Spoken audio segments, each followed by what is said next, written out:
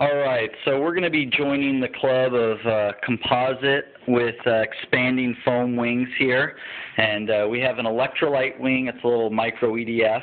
The wing panel's 9 inches. This is my first attempt with 1/32 bagged wings. Looks nice, but it's heavy and very overbuilt. So with the help of Troy here, we're going to be experimenting. This is the Electrolyte wing. It's got a layer of 4 ounce on the top skin with a peel ply for the skin hinge, and then 1 layer of 2 ounce on the bottom. It's been joined here, and I'm going to give it off to Troy, who's about to mix the foam. All right. Cool. So what we've got here is a 2-part expanding foam. The density is 2.5 pounds per cubic foot. So if you took 1 cubic foot, it weighs 2.5 pounds.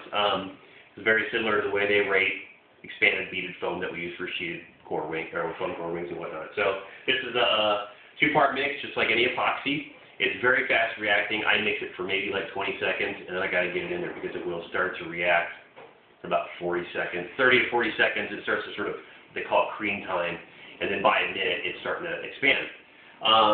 It's really easy. This stuff is 1-to-1 by weight mix ratio. So I've got 15 grams sitting on the scale, and I've just got to pour the next 15 grams of the B side into the A. This is, he was just showing you, this is a little cup test we did to show this is a minuscule amount in there that expands.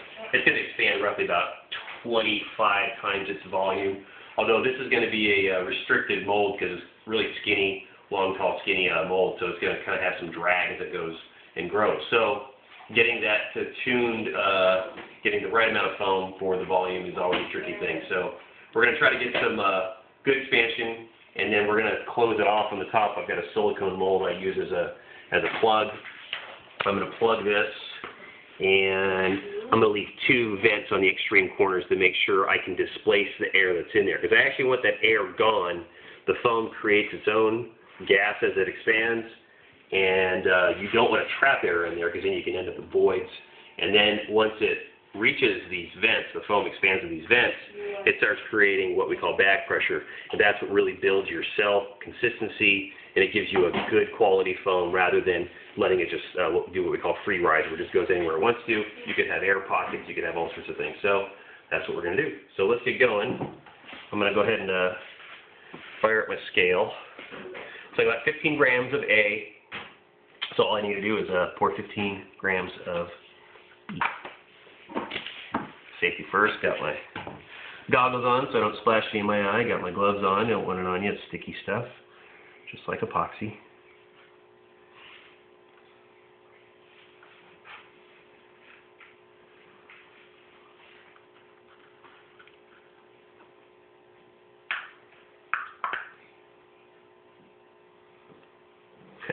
Figures.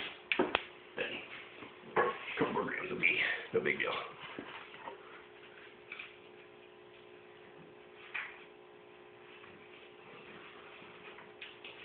Really not going to start reacting until I mix it.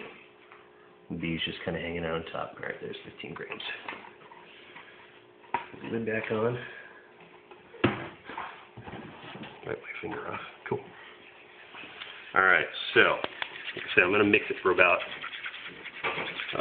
20 seconds or so. Scraping the sides really good, bottom really good. Round and around we go. Initially it kind of looks marbly, and then when it looks like a nice, consistent, off-white color, that's where we want to go. Okay, so let me grab this. I'm going to try to pour it way down to the bottom. It does flow. It is a liquid, but as it starts to react and get closer to what we call its cream time, it does thicken. So you want to get the foam in as quick as you can. You don't want to wait until it starts thickening, because right now I can already feel it's getting a little bit, it's not running out as quick as it could when you first mix it. So that's about it there. There we go. So you can see it down there. Definitely starting to rise. And yeah, typically you pretty much just slam the lid shut and then and then stand back and watch it come out the vents. We're just going to monitor it as it goes. I'll just put the lid on right before it gets too close to the top. Because ideally you want back pressure as it goes, but we're sort of analyzing if we got enough foam going in here. It looks pretty good. It's coming. It's going to keep expanding for another 20-30 seconds easily. So, all right, so let me get this situated so I know I've got vents and everything. Now, this foam does create quite a bit of pressure, especially if you really block it up. So, me just holding my hand on here is a bit crude. On the other hand, I don't want to blow P-Dog's mold apart here. I don't think that's going to happen.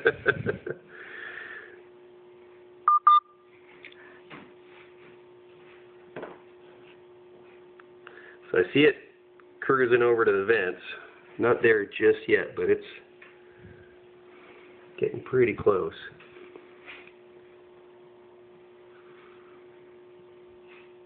Here it comes. So you'll see it coming out right yeah, there. there it is. Let's look at the other side.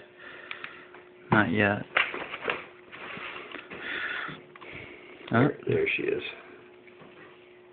I'm going to let it come out a little bit there. Nice.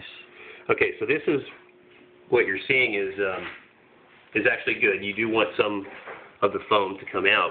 It's causing back pressure within there. So we've displaced the air that was in the mold as the foam expanded, and then once that's out, the more back pressure you have, basically the foam increases its density. It's not. A lot of people think you just put the foam in and just slam the mold shut, but you have to get rid of that air. So you have to, in an organized fashion, let the foam grow towards a vent. And this mold is ideal to cast it vertically like this. So, I mean, this is pretty good. We've got just a couple little, we call it a Hershey Kiss size chunk of foam that's come out on both these vents, and that's pretty good. I don't have a tremendous amount of pressure or anything hitting me, so I feel it a little bit, but it's not trying to, like, force my hand off in any extreme manner. It's probably pretty sticky. Yep. You confirm it's sticky.